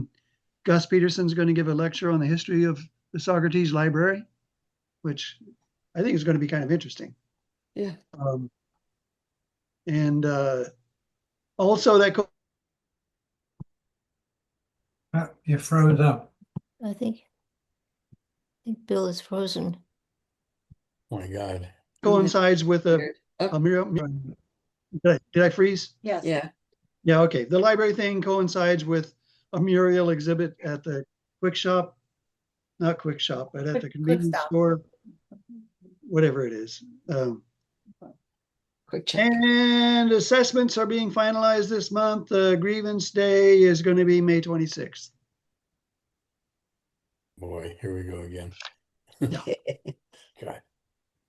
So I think you've all been notified of your assessments. They're just finalized. Those should be out because I haven't gotten I one. haven't got one. Okay, you'll be getting it soon. I hope so. Okay. Linda has her hands up. Yes, in terms of the cemetery, I won't make assumptions, but I would assume and I hope they would know that you can get markers, patriot burial markers, through the Pomeroy Foundation by applying through the Sons of the American Revolution for Revolutionary War veterans in that cemetery. And again, Pomeroy Foundation? I can send you the link if you like. Okay, yeah, please do that. Yeah, I didn't know about that. Unfortunately, the spring window for application ends, I don't know, this week or next week, and it's about a 2-month window. But you can apply in the fall, so Yeah, it gives you time to get it cleaned up and get your ducks in a row. Because when you can mention all of them, if there's several in there, they can all be on one plaque. But if there's only one, it's different, obviously. But you do need to know that they are definitely buried there. You need yeah, I think the graveside, you need an organization- original marker and proof Yeah. of their service. I suspect the organization that the Historical Society is working with, and I can't remember their name, but it's some organization. That's all they do is go around and preserve historical grave sites. Right, cemeteries. but that's different than the Pomeroy Foundation, which provides the blue and yellow markers. It's a big plaque. Okay, Yeah. I bet they know about it, but I'm just saying, I'll look at it. I'll send you the information and you Okay. can forward it on. How's that? Thank Is you. anybody else interested in that info, or should I just send it to Bill? No. I'll send it to everybody. They can delete it if they don't want it. I haven't got any revolutionary graves, I don't think. I got several and I'm working on them. So Really? Yeah. No, I don't. Good for you. Okay. Okay, that's all I have, guys. Okay. All right. Thanks, Bill. Are there any announcements? Leslie? Sorry, I put my hand up. Yeah, I don't know if folks have seen, but Earth Day Week Saugerties has a lot of events and some really good ones. Judith Ank at the Orpheum Theater with Beyond Plastics. So you can look up Earth Day Saugerties. I think it's .org or something. So Yeah. anyway, just Google Earth Day Saugerties Week. One Or of them he'll- is a visit to our Earth Day farm. Week Saugerties. I think it's from 10. One of the events is a visit to our farm. From, 10 to 2 or 10 to 3. Oh, that's cool. You just need to email me if you plan to come. What So we day have is some that? idea of the flow of traffic. It's a short walk down from the Minder Street to the barns, but anybody who can't walk that distance, we will provide assistance. What day is that? Friday the 24th. Oh, cool. That's a week from tomorrow. Oh, and what time is it? Is it? It starts at 10 and I think it ends at 2. Oh, got it. Might Okay. be. Down there. I might be one of those people that I'm just off crutches now and limping around, but Well, we can arrange to get well, you down the hill. see how I can do it. So thank you. Come another time. Anybody is welcome to come by talking to us. Also, right now, there's a program at the Orpheum put on by Melissa Everett about it's about batteries and so forth. But it happened to be exactly at the time of our meeting. I'm going to see if we can get it recorded. Linda, I think you and I signed up for this a while ago, even though we didn't think we could attend it, in hopes of being able to get a recording. Yeah, I was told that we will get it. And I also signed up. Oh, maybe it was you, Carol. Oh. So very good. You mean tonight? You mean it's What? happening tonight? I thought that Yeah. was May. I It thought that says was it's on. tonight. I thought that was on May 14th. No, I think it's tonight. No, it's tonight at 6. Oh, well, I have senior center too. Huh. Oh, Wonder it where might that be, came from. It must maybe be both. something different at May 14. Yeah. I have 6 to 8 at the senior center, Melissa Everett. And I can't remember where that came from, but I'll try to run that down. Making a reprise. Okay. Mary O'Donnell? Yeah, I think since we're talking about Earth Week, the CAC is a named sponsor. Yeah, I think we're a sponsor. And we worked out some handouts, and Skip is going to, what you can do in terms of the environment and climate, really. And what was the other one that I did? Was there 2 of them, Skip? Yeah, there was another one. Let's see if I can find it. I'm just blanking. Let's see what you can do, and it explains, things that you can do to reduce greenhouse gas emissions and to reduce, for the environment, for climate change. And why am I blanking? Anyway, so I volunteered there's going to be a tabling at Reese parking lot from 10 to 4. And I was going to be there with ECC, so I'm going to take our, information there too. It was a listing of what the other one was, a listing of what we'd accomplished in the last several years. Right. So there's, there's just a couple of. Mary McNamara, when she was at was maybe the last meeting or the meeting before, she asked if the CAC would sponsor, and we said yes. And she wanted to sort of recognize the CAC during Earth Week, is my recollection. And I put together a list of some of the accomplishments or some of the matters that the CAC had been working on, and some of our accomplishments. So those will be the two handouts. Thank you, Skip. If anybody wants to spell me at the table, I would appreciate it. What 6 day hours is that? long. What day is it? Sunday from 10 to 4. Oh, maybe If somebody can come by, I could use a pee break or whatever. maybe in the afternoon. Okay. Yeah, that's a lot, Skip. Oh my It God. is. Well, Yeah. Margot from ECC is going to come, sometime in the afternoon. So yeah, What's ECC? Oh, I know. Surface The treatment surface. Yes, centers. yes, yeah. Right. So Okay. yeah, if somebody wants to drop by and, hang out for a little bit while I can take a break, that would be great.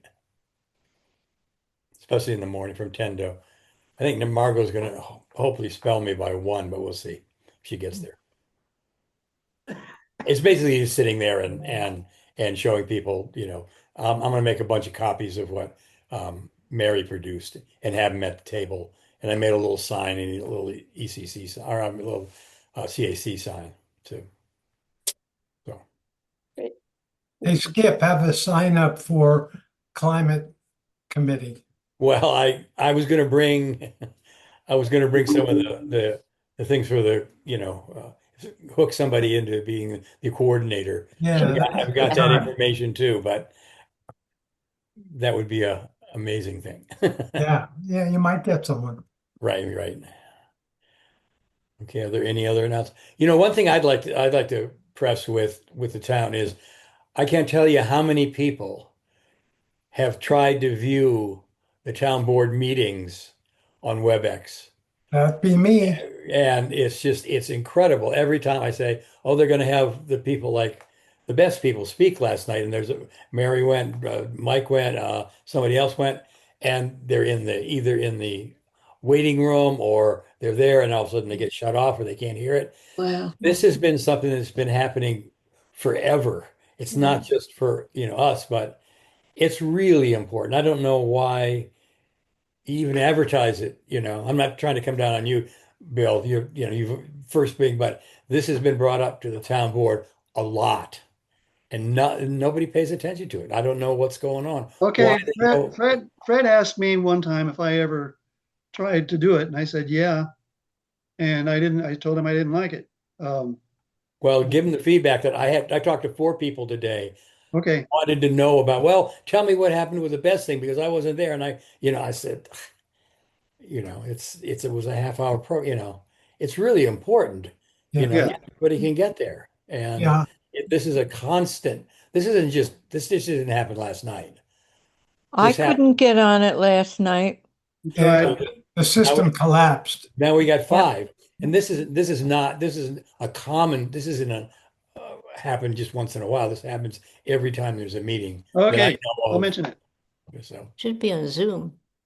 well, whatever. And I don't know. Mary, O, you have your hand up? I've got my hand up, Ken. Yep, right. I don't know. Mary has had her hand up and Okay. she's Oh, blocked. Mary. Mary, you're You're Mary, you're muted, muted. muted. There you Sorry, go. I was coughing so badly I had to mute myself. Excuse me.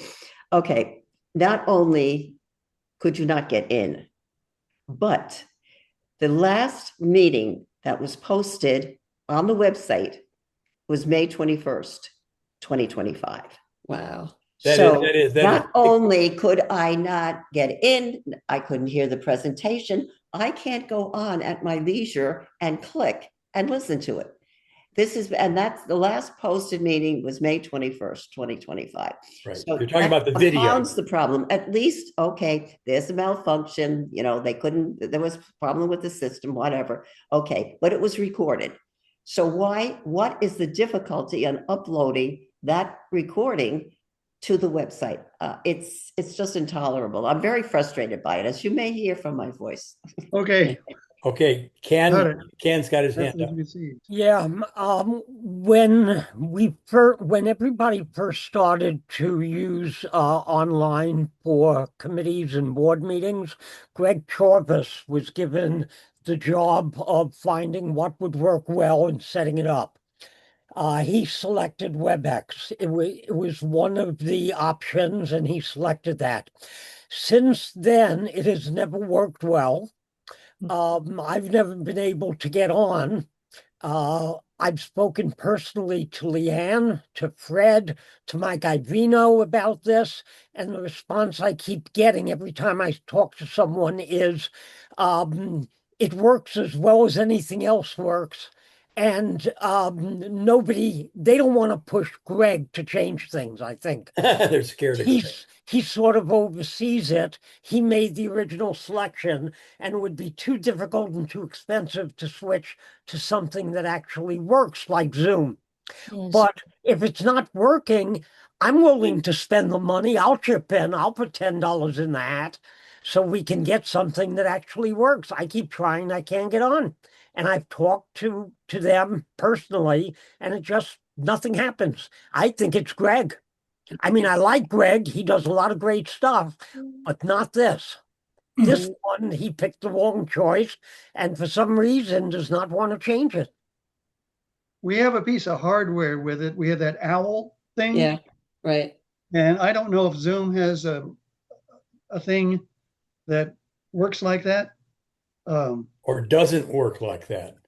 Well, no, I mean, do they have a central hearing device, room that picks up all the sound in the room? All I know is other towns, other committees are using Zoom, and it works beautifully. And we're still in WebEx. We may be the only ones in the world still using WebEx, as far as I know. Yeah. Somebody has to just say, let us hire somebody who is an IT person, and let's switch, period. Mm-hmm. Can I address the issue of cost? Kevin can tell us, and I'm trying to recall, was it $135 a year for our Zoom? Was it Yeah, 100? that's the license. Yes. Yes. But that's not necessarily, that doesn't necessarily it's cover. really it's more a matter of the hardware. It's the, hybrid systems are many times more difficult than just a simple Zoom call like this. I see. Getting the audio right. This owl system is supposed to follow the speaker so you can kind of like see everything. There's a wide angle shot so you can see the whole room. But it's very kludgy, and people are looking at it on their laptop screens and they can't see or hear anything, even when they get on.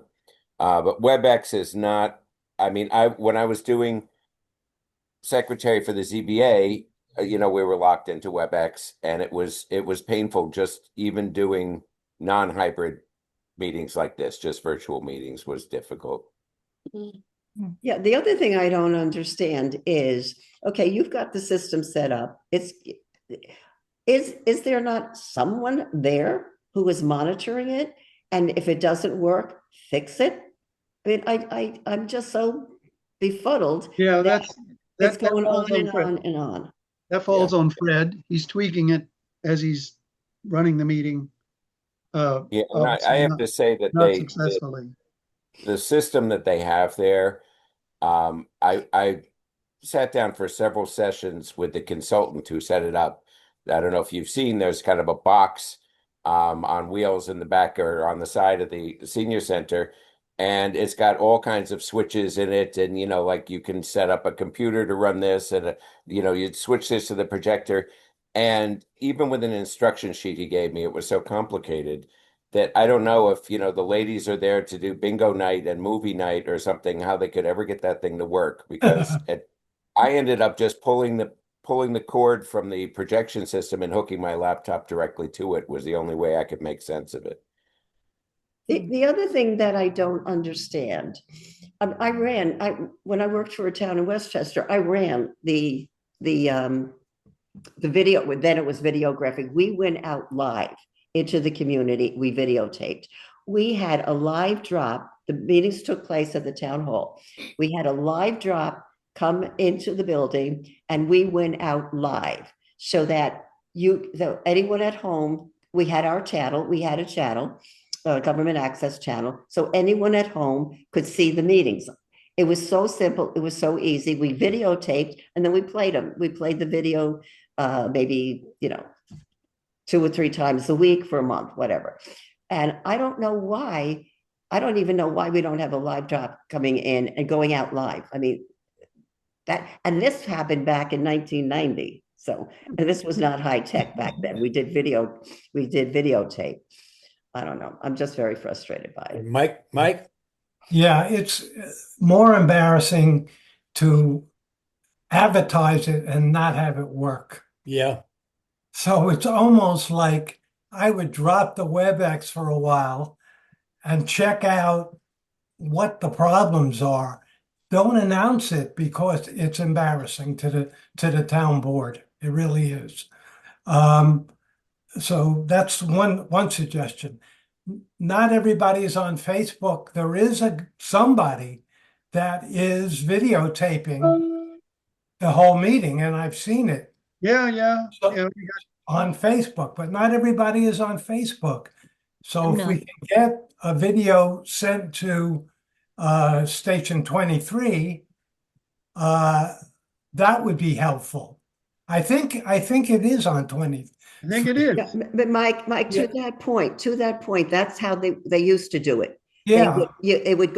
There would be town board meeting, click, and you could get it right there. Now you go to Facebook. But what I said before, on Facebook, the last meeting that's on Facebook is May 21st, 2020. Oh, I see. Okay. So Yeah, well, the guy it was a private citizen. There was one guy that's just doing it. So I know it's not our issue, but I think enough of us are totally frustrated by Well, it. it's our issue because it is our issue. because a bunch of people, I talked to a bunch of people about Bess and said, go to the town board meeting, and this affects us because they all got back to me and say I couldn't do anything there. So Okay. And not only if it's on, the audio is terrible. The video is on somebody who's not talking. It's so unprofessional, and Yes. I think Mike's point is embarrassing. It's really We embarrassing. have a new guy video, making videos of it. And it's Jorge. He's on he runs the housing committee. Yeah. I'll talk to him. Great. And Carol, you have your hand up. Well, I was just wondering, the EMC uses Zoom, and I don't know how many of you have tried to go in. I know we have an owl there. Has anybody tried, and how did it work? I did one of those meetings and it seemed pretty good. I mean, it wasn't like being there. Of course, it's Right. nice to be there, but Did at it least you were there. follow? You Did could it hear. follow the speakers? Well, pretty much. Okay. Because some people were sitting behind other people, it wasn't really without a live cameraman. Right. It would be impossible, but you could hear everybody speak. Okay. So So that's a little bit of input. Yeah. And then I heard that YouTube was a really good way to do this too. So in Okay. disseminating the information, I don't Okay, know. Linda? Yeah, we did have, I'm on the TV 23 committee, and we did have a volunteer who was taping them, but we didn't have the ability to upload them because the person who did that was really sick, has since retired. So things should change. And I'm not sure how much I can say more about that right now, but yeah, Jorge is now doing it on a volunteer basis, I believe, until we figure out exactly where we're going. Well, not everybody's on Facebook. Yes, it will be on TV 23 on Facebook, but it should also reach the station on TV, anyone who watches it on TV. Right. So it should be there as well. Okay. So it will get out there. I'm not sure how quickly, but hopefully fast. All right. Well, point made. Okay. Okay. Any other announcements? Okay. Somebody want to adjourn? Let's stay around. Okay. Technically, we don't have to. by Ken, Robert's Rules of Order. second? I'll second it. Okay. Thanks, everybody. Thank See you. Thank you you, on Stan. the weekend. Night. Good night. Have a good night. Night. Yeah. Good night, everybody. Nice to see everybody. Good night. Nice. Yes, it is.